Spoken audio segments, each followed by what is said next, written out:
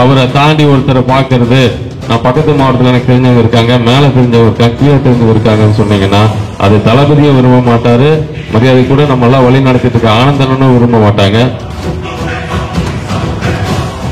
அதனால இதை ராணுவ கட்டுப்பாடான கட்சி அப்படிங்கிறது ஒரு கட்சிக்கு அப்புறம் நம்ம கட்சி தான். ஏன்னா நம்ம கட்சியில அப்புறம் சூலூர் தொகுதியும் இருக்கணும்.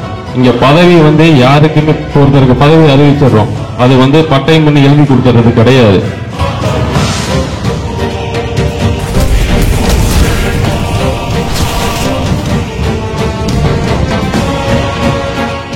அடுத்தபடியாக சிறப்புரையாற்ற கோவை தெற்கு மாவட்ட கழக செயலாளர் அண்ணன் விக்னேஷ் அவர்களை அன்புடன் அழைக்கிறோம். எல்லாருக்கும் வணக்கம். தானே கேக்குது சத்தம் ஓகேல? ஏன்னா ரொம்ப சின்ன இடம், சத்தமா பேசினாலே ரொம்ப ஒரு மாதிரி இரிட்டேட் ஆயிரும். இங்க வந்திருக்க நம்மளோட கழக நிர்வாகிகளுக்கும் மகளிர் அணி நிர்வாகிகளுக்கும் மற்றும் கழக தோழர்கள் அனைவருக்கும் என்னோட முதற்கண் வணக்கத்தை தெரிவித்துக் கொள்கிறேன். எனக்கு இல்ல, நான் எப்பவுமே இந்த ஸ்டேஜ்ல பெருசா இந்த அக்கா பேசின மாதிரி கூறினார்கள் அவர்களை இவர்களை பாபுனை பேசின மாதிரி பெருசா வராது. அதனால எப்பவும் நேர்ல பேசுற மாதிரி பேசிட்டுறேன். பாபுன்னு இந்த மாதிரி இந்த இடத்துக்கு அவர் வரணும்னு அவர் எவ்வளவு ஆசைப்பட்டாருன்னு தெரியல, ஆனா நான் ரொம்ப ஆசைப்பட்டேன். இதே மாதிரி அவரை ஒரு இடத்துல உட்கார வைக்கணும், இந்த மாதிரி பார்க்கணும் அப்படிங்கறது அவரோட எனக்கு ரொம்ப விருப்பமா இருந்துச்சு. ஏன்னா நான் இப்ப இங்க இவ்வளவு பெருசா இருக்கிறதுக்கு காரணம் அவரு தான். கிட்டத்தட்ட இதை நான் அவர்கிட்ட கூட சொன்னதில்ல, கிட்டத்தட்ட ஒரு 2 வருஷத்துக்கு முன்னாடி நினைக்கிறேன், 2 வருஷத்துக்கு முன்னாடி தளபதியோட பிறந்த நாள் அன்னைக்கு பாபுன்னு சரின்னு சொன்னனாலதான் நான் கோயம்புத்தூரோட தெற்கு மாவட்ட தலைவராக வந்தேன். ஒருவேளை அவர் அன்னைக்கு அதை தவிர்த்திருந்தாருன்னா அது வரைக்கும் நான் வந்திருக்க முடியாது. அதனால அவருக்கு என்னோட மனமார்ந்த வாழ்த்துக்களை தெரிவிச்சுக்கிறேன். அப்புறம் பாத்தீங்க அப்படின்னா தமிழக வெற்றி கழகம், இங்க இருக்க பாதி பேருக்கு அரசியல் தெரியாது. இது எல்லாமே புதுசா இருக்கும். என்னடா பாட்டு போட சொல்றாங்க, எந்திரிச்சு நிக்க சொல்றாங்க, ஏதோ பேசுறாங்க அப்படிங்கிற மாதிரிதான் இருக்கும். ஏன்னா நம்ம எல்லாருமே அரசியல்வாதியா இங்க வரல, தளபதியோட ரசிகர்களா தான் வந்திருக்கோம். ஆனா தளபதியோட ஆசை நம்மளெல்லாம் இந்த மாதிரி ஒரு இடத்துல வச்சு பார்க்கணுங்கிறது. சோ அவர் என்ன சொன்னாலும் அந்த வேலையை செய்யறதுக்கு தயாரா இருக்கிற கூட்டம் தான் நம்ம தளபதியோட ரசிகர்கள். இதுக்கப்புறம் தமிழக வெற்றி கழக தொண்டர்களா மாறி தளபதியோட வழியில தமிழக வெற்றி கழகத்தோட ஆட்சியை வர 2026 எல்லாரும் நிறுவருக்கு போராடணும்.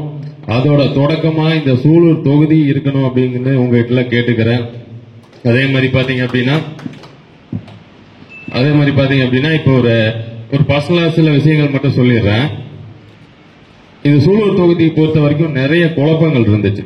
தமிழக வெற்றி கழகத்தை பொறுத்த வரைக்கும் இது வரைக்கும் இருந்ததுலயே இவ்வளவு வருஷம் நம்ம மக்கள் இயக்கமா இருக்கும்போது அப்ப இருந்தே நிறைய குழப்பங்கள் இருந்துச்சு. இது என்ன, யாரை ஃபாலோ பண்ணணும், இன்னொரு அவரை பாக்குறதா இல்ல இவரை பாக்குறதா ஆளாளுக்கு பிரிஞ்சு ஒரு தனித்தனி ஒரு இதாதான் இருந்துச்சு. ஆனா இனிமேல் அது அப்படி இருக்காது. ஒரே பேரண்ட் படி உங்களுக்கு ஒரே செயலாளர், கழக செயலாளர்னா பாபுன்னா மட்டும்தான். நீங்க எந்த சூழலை கொண்டும் அவரை தாண்டி ஒருத்தரை பாக்குறது, நான் பக்கத்து மாவட்டத்தில் எனக்கு தெரிஞ்சவங்க இருக்காங்க, மேல தெரிஞ்சவங்க இருக்காங்க, கீழே தெரிஞ்சவங்க இருக்காங்கன்னு சொன்னீங்கன்னா அது தளபதியும் விரும்ப மாட்டாரு, மரியாதை கூட நம்ம எல்லாம் வழி நடத்திட்டு இருக்க ஆனந்தனும் விரும்ப மாட்டாங்க. சோ அதனால இதை ராணுவ கட்டுப்பாடான கட்சி அப்படிங்கிறது ஒரு கட்சிக்கு அப்புறம் நம்ம கட்சி தான். ஏன்னா நம்ம கட்சியில ஒரு புள்ளி வைக்கணும்னா கூட தளபதிக்கு தெரிஞ்சு தலைமைக்கு தெரிஞ்சா மட்டும்தான் நம்ம பண்ண முடியும். அதே மாதிரிதான் இதுக்கப்புறம் சூலூர் தொகுதியும் இருக்கணும். இங்க பதவி யாருக்குமே ஒருத்தருக்கு பதவி அறிவிச்சிடறோம், அது பட்டயம் பண்ணி எழுதி கொடுத்துறது கிடையாது. அவங்க சரியா வேலை செய்யலன்னா அடுத்த 3 மாசம் அல்லது 6 மாசம், இதை ஆனந்தனும் சொல்லியிருக்காரு, தளபதியும் சொல்லியிருக்காரு, நிச்சயமா அவங்கள மாற்றப்பட்டு தகுதியான நபர்கள் மீண்டும் அந்த பதவிக்கு வேற ஒருத்தர் அமர வைக்கணுங்கிறது தான் நம்ம தமிழக வெற்றி கழகத்துக்கான நோக்கமே. அதனால இன்னைக்கு நமக்கு பதவி இல்ல அப்படின்னு யாரும் வருத்தப்படாதீங்க. பதவி கிடைச்சவங்களும் பதவி கிடைச்சிச்சுன்னு சந்தோஷப்படாதீங்க. ஏன்னா நீங்க அடுத்த வேலை செஞ்சுட்டே தான் இருக்கணும். செய்யறத நீங்க நிறுத்தினீங்கன்னா அது உங்களுக்கு நாளைக்கு அது உங்களுக்கு தான் கொஞ்சம் கஷ்டமாயிரும். அதனால எல்லாரும் ஒற்றுமையோட ஒன்றுபட்டு சூலூர் தொகுதியில பெரும்பான்மையான வாக்கு வித்தியாசத்துல வர 2026 தமிழக வெற்றி கழகத்தை வெல்ல வைக்கணும் அப்படின்னு உங்களை எல்லாத்துக்கும் தாழ்மையோடு கேட்டுக்கொள்கிறேன். அதே மாதிரி உங்களுக்கு வந்து இன்னொருத்தர் சொல்லிடுறேன். இவர் வந்து அட்வொகேட். அந்த அக்கா அட்வொகேட் தான் நினைக்கிறாங்க.